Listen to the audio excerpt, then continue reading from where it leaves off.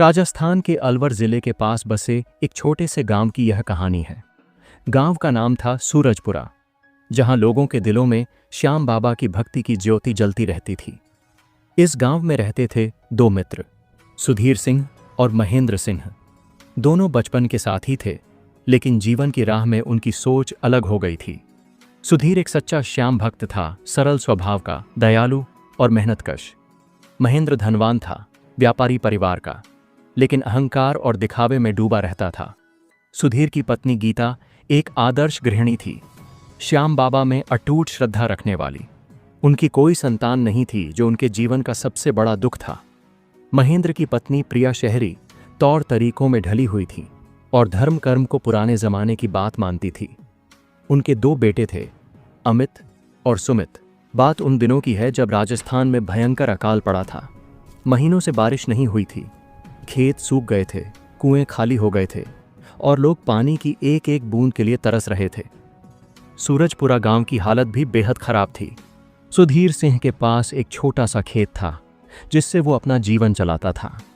अकाल की वजह से उसकी फसल बर्बाद हो गई थी। घर में खाने के लिए अनाज खत्म हो गया था, लेकिन फिर भी वो रोज श्याम बाबा के सामने दिया जलाता था और कहता था, हे श्याम बाबा, जो भी हो आपकी इच्छा, मैं आपका भक्त हूं और हमेशा रहूंगा। मुझे पता है आप हारे का सहारा हैं, जरूर कोई रास्ता निकालेंगे। दूसरी तरफ महेंद्र सिंह के पास अनाज के गोदाम भरे हुए थे। वो पिछले साल अच्छी फसल देखकर अनाज खरीद कर रख लिया था। अकाल में वो मोटे दामों पर अनाज बेच रहा था और मुनाफा कमा रहा था। एक दिन सुधीर हिम्मत करके महेंद्र के घर गया। उसने विनम्रता से कहा, मित्र महेंद्र, हमारे बचपन की दोस्ती के नाते मुझे थोड़ा सा अनाज दे दो। घर में 3 दिन से कुछ नहीं बना है। मैं कुछ महीने बाद तुम्हें वापस कर दूंगा। महेंद्र ने तिरस्कार भरी नजरों से देखा और कहा, देखो सुधीर, यह व्यापार है, दोस्ती नहीं। तुम्हारे पास पैसे हैं तो अनाज ले जाओ, वरना अपने श्याम बाबा से मांगो। वैसे भी तुम हमेशा कहते हो कि श्याम बाबा हारे का सहारा है। अब देखते हैं कि तुम्हारे बाबा तुम्हारी कैसे मदद करते हैं। सुधीर मन ही मन बहुत दुखी हुआ, लेकिन उसने कुछ नहीं कहा। वो चुपचाप घर लौट आया। गीता ने देखा कि वो खाली हाथ लौटा है तो समझ गई कि क्या हुआ होगा।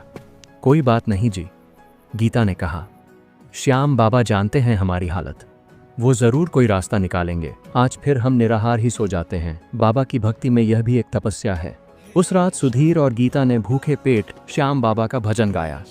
श्याम तेरे भरोसे पार उतारेगा, हारे का सहारा तू ही संभारेगा। अगली सुबह जब सुधीर बाहर निकला तो देखा कि उसके घर के सामने एक बुजुर्ग व्यक्ति बैठा है।